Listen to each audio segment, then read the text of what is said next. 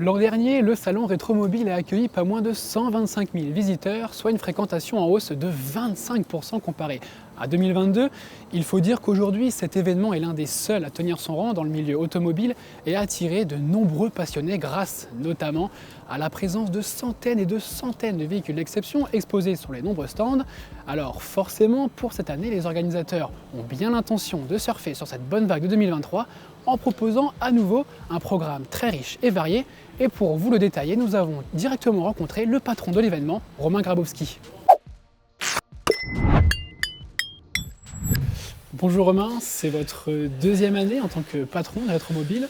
D'abord, j'aimerais vous demander comment est-ce que vous avez vécu les premiers moments du salon l'année dernière. Bonjour Vincent, le mot qui me vient à l'esprit c'est intense, parce que je suis arrivé en octobre 2022, le salon est se tenant porte de Versailles, traditionnellement première semaine de février, donc j'ai eu 4 mois pour me jeter dans le grand bain. Voilà, ça s'est bien passé, les planètes sont alignées, on a la chance d'avoir un salon qui a une aura assez internationale, assez exceptionnelle. Donc tout s'est bien passé, mais voilà, là je dois dire que pour ma deuxième édition, on a eu le temps de bosser plus sereinement. Quel est le programme qui va attendre les visiteurs ? Un programme dense. On a travaillé avec toute l'équipe cette année pour essayer de à la fois préserver l'ADN du salon, mais deuxièmement aussi pour apporter de la nouveauté et surtout de l'expérience. Ce qui est important, c'est que à Rétromobile, on vient voir les plus belles autos qu'on ne trouverait pas ailleurs. Et souvent, je dis, il faudrait, comme passe-partout, avoir un trousseau de centaines de collections privées pour voir ce qu'on voit à Rétromobile. C'est la magie. En revanche, on ne s'est pas contenté d'avoir que les véhicules. On a aussi travaillé pour avoir les archives et pour avoir les personnes qui viennent raconter les histoires. Transmettre la passion. Tout à fait. On aura une expo sur le thème du Dakar. Ouais. Je vous mets la Porsche 959, vous allez avoir les yeux qui vont briller. Mais si en plus vous avez Jackie X, qui sera présent sur le salon pour raconter l'histoire, c'est tout simplement fantastique. Donc voilà, première expo Dakar, deuxième expo, le centenaire de l'autodrome de Linas Montlhéry, qui est un circuit mythique en France et connu à l'international, le centenaire de la marque MG. Avec justement la EX 181 en tête d'affiche. Exactement. Alors c'est notre voiture égérie. Voilà.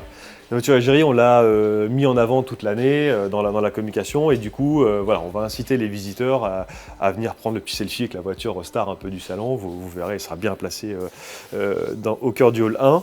Et enfin, on aura donc une nouvelle zone moto, qui est vraiment la nouveauté de cette année. C'est la première fois sur Rétromobile qu'il y a une expo moto. Première fois. Historiquement, on a toujours saupoudré un peu de moto dans l'histoire de Rétromobile, mais on s'aperçoit quand on discute avec les collectionneurs, qu'en fait, ils sont collectionneurs d'auto, mais très souvent de moto aussi. Donc voilà, on a monté une nouvelle zone, 2000 m², 6 constructeurs, dans le hall 2 à côté d'Arcturial. Donc ça, c'est vraiment la grosse nouveauté.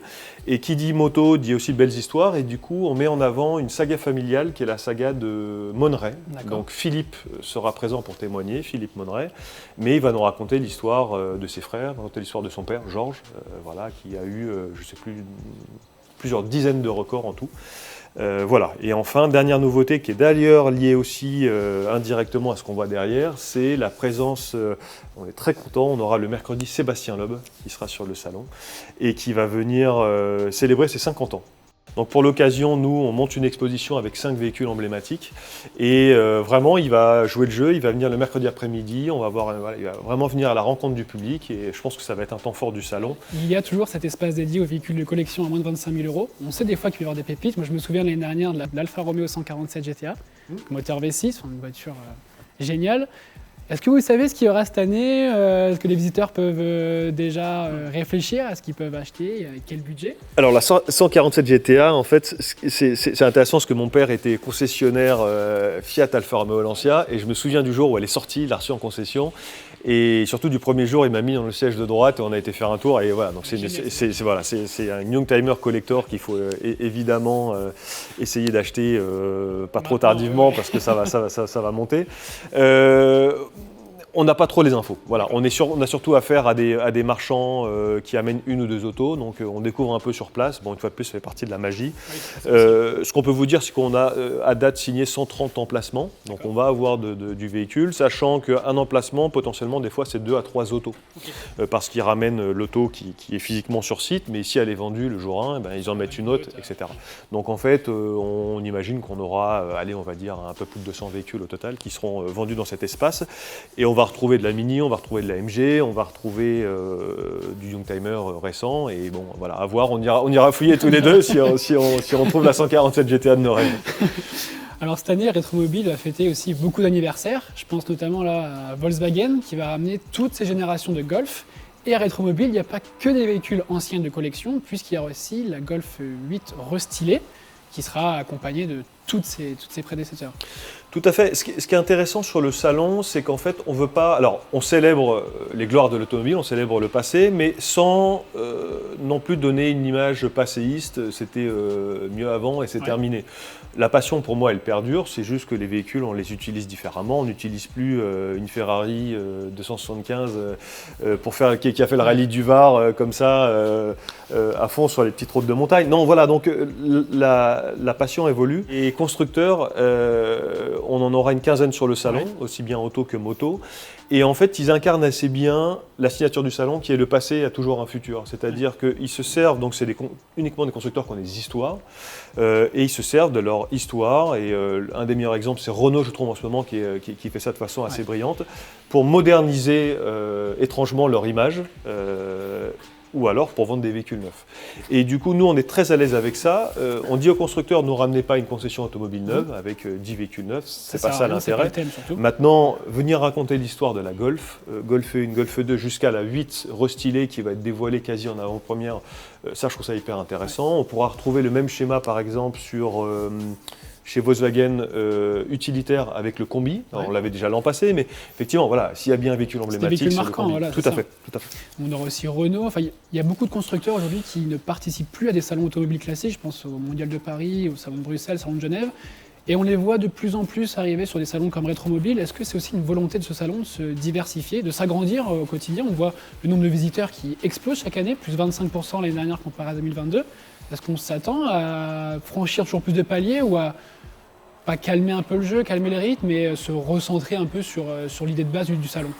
On a aujourd'hui à date un niveau de prévente qui est très bon, donc qui nous laisse penser qu'on va attirer un nombre de visiteurs encore plus important. Maintenant, pas à n'importe quel prix. Ça, voilà. Et tous les choix qu'on fait sur le salon, au final, Rétromobile, c'est évidemment un salon de véhicules de collection, mais au-delà de ça, c'est le salon du passionné. Ouais. Et je pense que c'est pour ça aussi qu'on a des constructeurs, c'est que une multitude de constructeurs comprennent que, en fait, potentiellement, les influenceurs des premiers jours, c'est les collectionneurs. Ouais. Et voilà.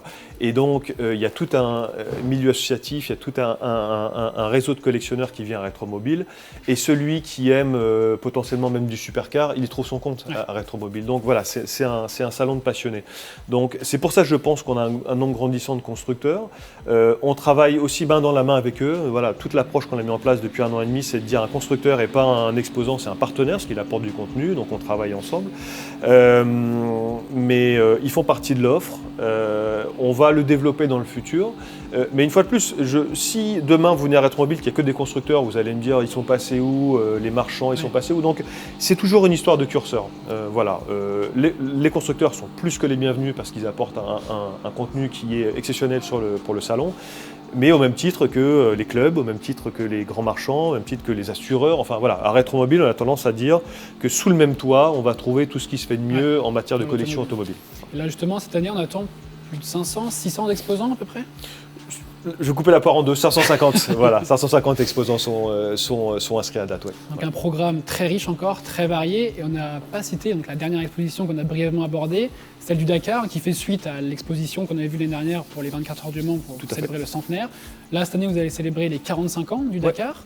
Donc comme on disait, avec des voitures d'exception. Je pense qu'il y aura un plateau fourni avec les plus belles voitures qui ont marqué cette course, mais aussi des pilotes. Donc on a parlé de Sébastien Loeb. Vous aussi, Romain, vous êtes apte à parler de cette expérience que vous avez participé au Dakar Classic en 2022 avec cette Lada Niva. Est-ce que vous pouvez nous raconter un petit peu cette expérience? Alors, déjà, je confirme qu'effectivement, le Dakar, le bivouac du Dakar s'invite à Rétromobile. Tous les ans, on aime avoir une exposition sur le sport mécanique. On avait les 24 heures du Mans l'an passé. Tout simplement parce que je parlais de passion, on est vraiment dans la passion. Ouais. Voilà. Et quand on aime les véhicules de collection, généralement on aime aussi la performance, on aime aussi la compétition. Donc oui, il y aura ce bivouac sur le salon, sur la passerelle entre le hall 1 et le hall 2. Et effectivement, j'ai le sentiment que j'ai quelques histoires à raconter parce que j'ai une histoire de famille.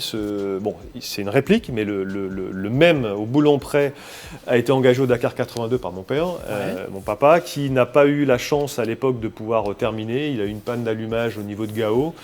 Et du coup, ils ont réparé, ils ont réussi à remonter. La caravane était partie, donc ils sont remontés en France. Ils se sont fait piquer tous leurs papiers à Alger. Enfin bon, expérience catastrophique. Mais donc, j'ai même une coupure de presse où il dit le Dakar plus jamais. Et 2 ans après, il reparticipe. Ouais. Donc en fait, voilà, il était mordu tout de même. Et je m'étais lancé le défi, donc j'ai fait cette réplique en 2018, je l'avais bien au chaud, j'avais fait un petit raid au Maroc avec, et puis ASO annonce Dakar Classique, et en 2022, je me suis dit, l'histoire est trop belle, 82, 2022, 40 ans, je vais essayer de boucler la boucle, de l'emmener jusqu'au bout cette fois, et c'est ce qu'on a fait avec ma compagne. Voilà. Donc, voilà. Une exposition Dakar à Retromobile me tenait évidemment à cœur.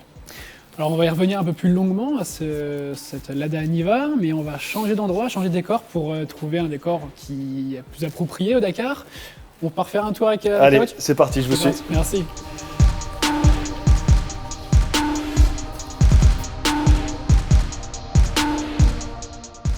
Romain, on a quitté l'univers du garage pour un décor qui rappelle celui du Dakar. Comment avez-vous vécu cette expérience? Est-ce que vous pouvez nous raconter un petit peu des anecdotes sur cette course? Le Dakar fait partie de ces quelques expériences qui marquent la vie d'un homme. Voilà. Moi en plus j'avais une histoire de famille derrière, donc j'ai grandi avec ces bouquins du Dakar, c'était un rêve que j'avais dans le coin de ma tête. Donc récupérer ce véhicule lié à mon père sur le port à Jeddah, à l'autre bout du monde, etc. Enfin, c'était une expérience fantastique avant même de prendre le départ. Voilà, et ensuite des anecdotes, il y en a, je pourrais passer la journée à vous en parler. La première qui me vient à l'esprit, c'est la magie du Dakar Classique, c'est qu'en fait vous vivez sur les bivouacs avec le Dakar. Et du coup avec les légendes, les stars qui vous ont fait rêver, exactement. Les plus grands pilotes au monde. Exactement, et typiquement sur le premier bivouac à Jeddah, donc vous arrivez sur le bivouac avec nous, toute petite et microscopique écurie, avec ce véhicule-là, on nous dit vous vous garez là-bas, donc ok, on se gare, et d'un seul coup on va arriver les grosses semis, etc. Et le team littéralement qui se gare à 4 mètres, c'est le team de Sébastien Loeb, c'est ProDrive. Bon, ça c'est une première anecdote qui déjà se dit qu'on va passer un bon moment. Et après, ce qui était chouette aussi, c'est que sur les liaisons le matin, donc une journée elle est décomposée en liaison et spéciale. Liaison c'est sur la route et vous avez juste un temps imparti pour faire la liaison. Et après les spéciales, vous êtes en mode compétition, voilà. Et sur les liaisons, en fait, pareil, vous les partagez assez souvent avec le Dakar moderne. Et du coup, on adorait avec ma compagne Constance, qui était copilote, souvent 1 heure, 1 heure et demie après le départ.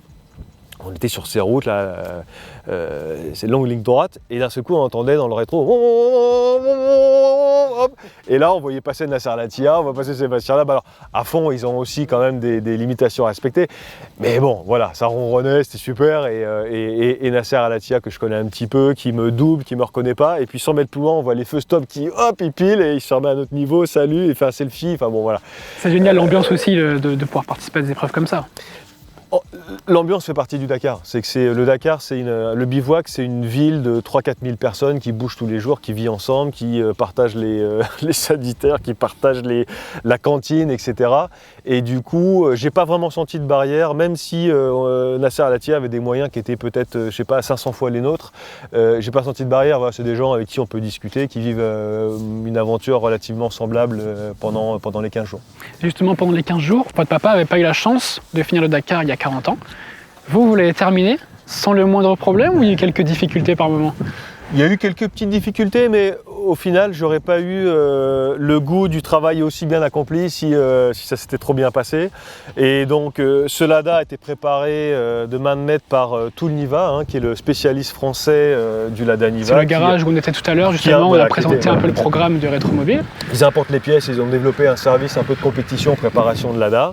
Donc, ils l'ont très bien préparé, assisté aussi par une autre équipe, une équipe dans l'équipe qui est la Team Mécania, qui a un autocollant qui se promène quelque part. Et du coup, ils ont passé, voilà, c'est des spécialistes du Lada, ils les connaissent sur le bout des doigts, donc ils m'avaient effectivement préparé toute l'auto comme il se doit. Qu'est-ce qu'on a eu comme panne? Un fusible. Bon, voilà, bon ça on va les pardonner. Et effectivement, après on s'est aperçu, on avait juste au niveau des suspensions, Il faut savoir quand même que les étapes étaient un peu coriaces et du coup on a eu tendance à 2 reprises à perdre les amortisseurs à l'avant qui se dessoudaient en fait des platines. Donc il a fallu à 2 reprises emprunter au team Serradori chez Century, on allait au team usine emprunter un poste à souder et puis Rémi le soir, notre mécano, nous faisait des soudures et ça repartait. Alors justement, est-ce qu'il était un peu préparé ce Lada, je pense au niveau mécanique? À l'époque, les Lada Niva sortaient avec 80 chevaux. Combien de chevaux sous le capot de celle-ci? Il doit en avoir 100, mais en fait on l'a préparé dans la philosophie de l'époque. L'idée c'était de le faire comme il est parti au Dakar en 82.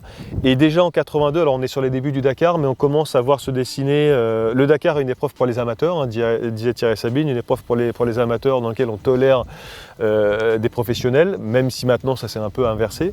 Mais donc mon père part, c'est ce qu'on appelle un poireau. Il casse sa tirelire, 100 000 francs à l'époque, il arrive à trouver 3-4 sponsors qu'on retrouve, des restos, etc. Il part et il rachète ce véhicule qui était un ancien véhicule d'assistance médicale sur le Dakar 81.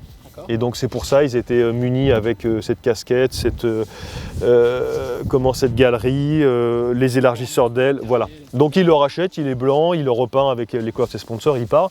Et donc on a essayé de rester proche de cette philosophie. Une philosophie amateur, donc on n'a pas mis des chevaux surdimensionnés. C'est pas un proto, c'est un véhicule proche d'origine. C'est largement suffisant pour pouvoir s'amuser, je pense, dans les dunes. Est-ce que vous avez quand même l'ambition prochaine de refaire un Dakar classique ou même un Dakar dans les années à venir avec un autre véhicule? Bon, c'est évidemment quand on est... moi, ce qui me plaît, c'est le véhicule de collection.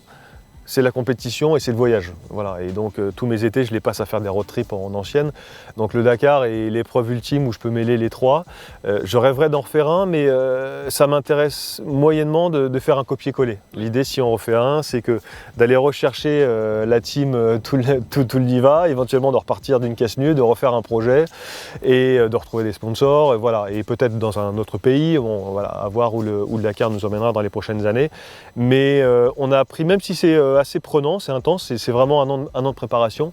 On a pris, je crois, autant de plaisir à préparer, à former notre équipe au gré des rencontres qu'à participer. C'était déjà être sur le départ d'un Dakar, c'était déjà un accomplissement en soi. Ouais, forcément, ouais.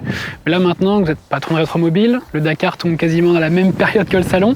Comment est-ce que vous allez faire pour essayer de concilier les deux ou... En étant patron de Rétromobile, en toute transparence, ça semble impossible de faire un Dakar. Voilà, c'est le dernier rush du salon, je vois bien, on est en ce moment dedans. Même si on a pris de l'avance, même si on a avancé sur une étude de sujet, sur bien sûr la signature des exposants, sur les animations, il y a évidemment en dernière ligne droite, donc ça semble impossible, mais bon, voilà, on verra de quoi demain sera fait. Et il y a le Dakar, il y a aussi d'autres épreuves. Voilà, moi c'est véritablement ce qui m'anime. J'ai besoin d'avoir dans l'année un point de passage comme ça, une épreuve où je me projette, où je sais avec que une voiture de collection, une voiture qui a une histoire à raconter.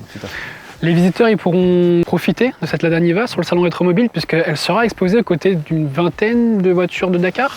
Exactement, alors je ne vais pas tout dévoiler, mais effectivement on a fait, donc l'expo se situera sur la passerelle entre les halls 1 et les halls 3, qui est une zone de passage obligatoire pour les visiteurs.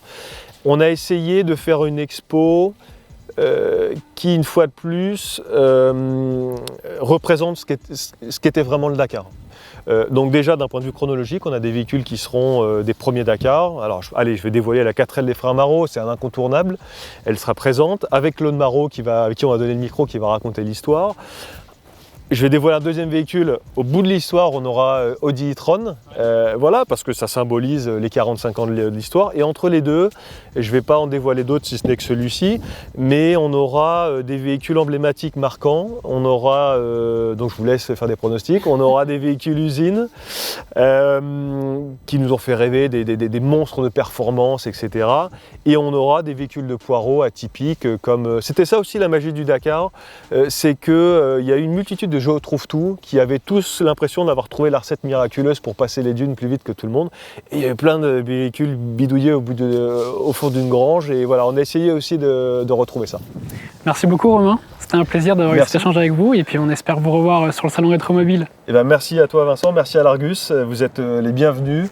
Et voilà, on va passer une très bonne semaine tous ensemble. Ça c'est sûr. Merci beaucoup. Merci.